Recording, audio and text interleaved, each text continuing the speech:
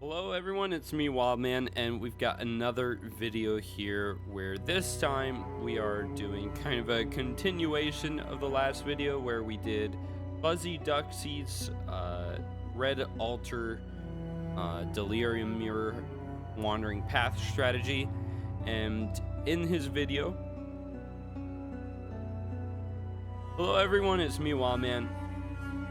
Hello everyone, it's me Wildman here, and we are going to be doing another expectation versus reality type of video here, where once again we are looking at one of Fuzzy Duckzy's strategies, which we did last week. This is kind of a continuation of that, where he did a Wandering Path Red Altar plus Delirium Mirror farm, but he had two Atlas trees in the description. First time we tried the one in the video, which I found to be a little bit lackluster, but the second one swaps out some things to incorporate harvest into the strategy, which I think personally will be a lot better. I'm a big fan of harvest, especially when using Wandering Path and Growing Hordes. I'm gonna put his channel and the video down in the description, so you can go check those out. If you like the strategy at the end, make sure to give him a subscribe and check out his other videos. But for now, let's take a look at the Atlas passive tree. Classic Wandering Path. We went over this last time, but for anybody who didn't see that video, we'll go over the key points again. We're using Wandering Path, which doubles the small passes and makes the notables do nothing. We're using Growing Hordes to increase the pack size, because that means more altars, and that means more life force from harvest. We're also taking almost all the Delirium points. We don't care about cluster jewels, and we don't care about bosses. We don't care about 2% chance of layers. We're also taking all of the map tier chance just to make sure we can sustain. The only difference between my Atlas passive tree and the original by Fuzzy Duckzy is that for one, I don't have all my passive points, so I had to lose some of the map adjacency chance nodes. I also lost a couple so that I could take these to reduce the chance at purple and blue, meaning I get more yellow. This wasn't in the original video, but I think yellow juice is better enough that it's totally worth it to have use 4 points for that, especially since you're already over here anyway for this 10% chance for Sacred Grove. Which, speaking of chance, for Delirium mirrors, we have a 48% chance for them to spawn, so about every other map. And Sacred Grove, we have a 60% chance. So we're gonna see those, one of those almost every single map. Like most strategies, we are taking singular focus. In the original video, he had all slots on Mausoleum. I thought that's a bit of a waste of the map adjacency points. Not that we have many in this one, we had more in the original strategy, but I still think it's worth taking this point for Glacier and make use of that adjacency chance, which in the last video I didn't include them in the profit because I wasn't actually sure if they would sell, but they did. I sold them for 3C each, which is pretty low. Most tier 16s are 4 or 5, but I wanted to be the cheapest one to actually know, is anybody buying them? And they are. So you can actually sell the Glacier. I'm still not going to include them in the profit for this one because I want it to be consistent with the previous video, but that is what I did for map favoriting, and I think it is the best way to do it. But I think that just about covers all of the Atlas tree. So let's go over how we roll the maps. So when it comes to running the maps, all I did was chisel, alk, and if it's a mod we can't do, we scour and alk again. I can't do avoid elemental ailments because I rely on chill, and I also can't do reflect. So slap that in. Keep it on quantity. Red altars, you don't have to touch a thing there as long as it's already on red to start with, and then you go. In terms of cost, I ended up having to pay about 3C each for the rusted scarabs. I think usually they're 1C, but because you're having to, you're buying whatever the cheapest one you can get is. It doesn't matter which type of scarab it is, it just needs to be rusted, cheapest stuff. But to get 200 at a time cost me 3C, so it does run it up a little bit more. I put the cost for mausoleum maps, but in the long term should be sustaining those, so don't really think of that as an actual cost, but it is the value of the maps you're using. And then the materials, just the chisel and alks. You can also vol them. I'm not a big voling fan personally, but you can do it if you want. It's probably better for returns over the long term. So that brings our total cost to about 4 divines or 18 chaos per map, which is, just as cheap. It's the same price as the last video, still cheap. But so I think that's everything. We're ready to run some maps, and I'll see you after we get through them.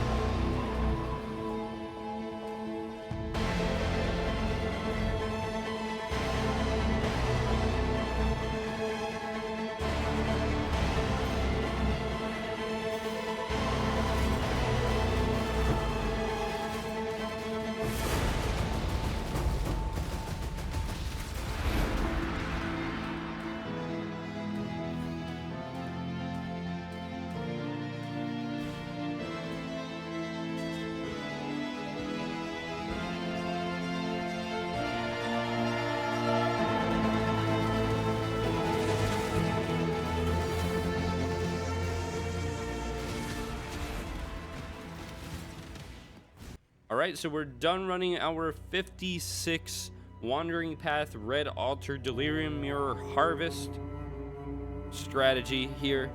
And as you can see, way better than last time. 22 divines is what PoE stack has as a total divine value. And that is not taking into account raw divines. We got a Voidborn Reliquary Key, an Einhar's Essence Memory, and not including the Glacier maps still. And I think we're also not including this blueprint. It's an unusual gems for 40C, just all the lucky drops. You know, even though 40C isn't that much, it's still not something that I think you'll get all the time, you know. So I don't really want to include it, but a lot of it, our biggest source by far is our yellow juice, or well, just juice in general. We've got our invitations, a lot of grand eldritch embers. We got 34 of them, almost 2 divines worth, a bunch of sextants, a bunch of different scarabs here. We got polished div, polished torment, rusted div, polished bestiary, gilded metamorph. So we got, I think we got kind of lucky with the altars this time around. I think this is a pretty good result from the altars. I don't know if we got lucky with juice. I'd say this is pretty good.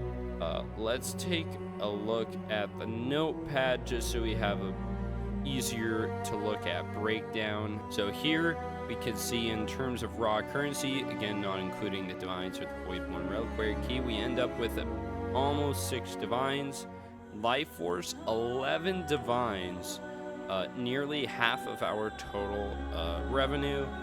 Our invitations, of course, which are guaranteed, you know, anything will get you those, which I will say though, you gotta stay on your toes, because I feel like both times it was the map where I had to get the invitation, I got out of the map and I was like, wait a second, wasn't I kind of close to I actually have to kill the boss this time? Kind of pisses me off. It's just like, oh my god, how could I forget that? That's like a whole divine.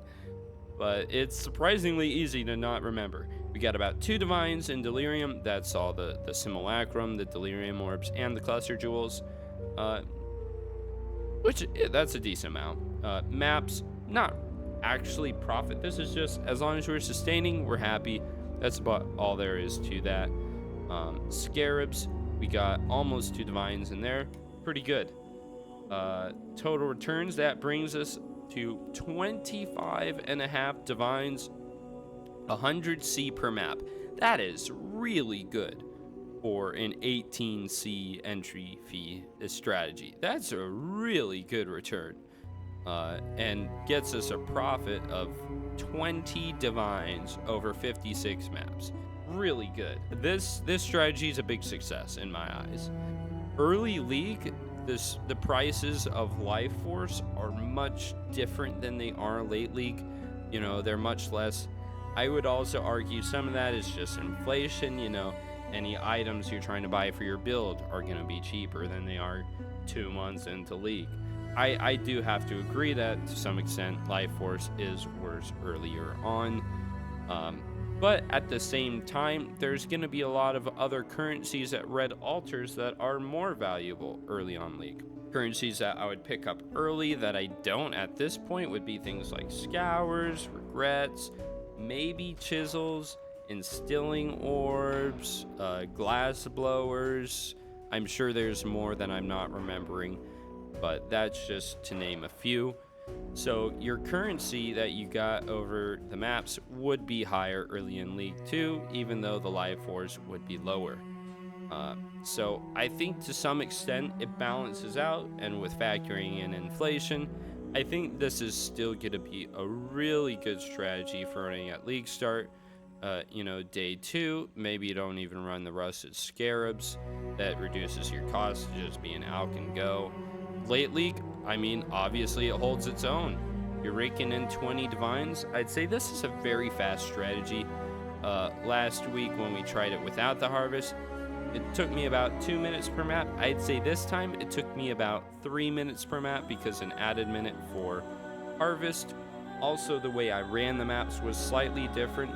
In the previous video, I only took the minion altars, so I didn't even have to read them. Just every minion altar I see, take it, take it, take it. This time, if it was a bad minion altar, like maybe it had divination cards for armor or drops unique jewelry or something, if it had a player reward that had quantity or rarity, that's pretty good for harvest. So I would make sure I read each one. It did take me a little longer to, maybe just a second or two to read those altars, but in some cases, taking the time to read them resulted in a death, and then that's like 10 seconds to get back where I was in the map. Overall, just making it take a little bit longer, and over the course of 100 maps or something, that actually does end up being a measurable amount of time. Overall, big success. Shout out to Fuzzy Duckzy. Even though I wasn't a fan of the original and this wasn't the actual atlas used in the video, I think this harvest strategy is much better. A big thumbs up from me on this atlas tree and farm strat. There is one more thing I'd like to test on it though. There is a sextant here that gives increased magic pack size. I think this will be really good with harvest and red altars. It only costs like 8 chaos per sextant, so it's about 2C per map added on, so it only bring it up to 20. I'm very interested to see what this does with the results, so I'm gonna run another test, and that'll probably be the next video, measuring the results of this same red altar harvest wandering path with the sextant added on, just the one sextant. That way I can really kind of isolate how much better that specific sextant makes it, and shouldn't raise the cost of anything too much. I'm very interested to see what that does in terms of increasing our life force especially. So, but other than that, I think that wraps up this strategy. Very good, highly recommend. It is a little bit rippy, so if you're trying to level up, I don't recommend it for that. You're gonna lose your XP. Hopefully this helps some of you, and if you liked it, the strategy, go check out Fuzzy Duckzy, his channel, give him a subscribe, check out his other videos. I'm sure there's some other good ones in there too. But thanks for watching, and good luck with your farm.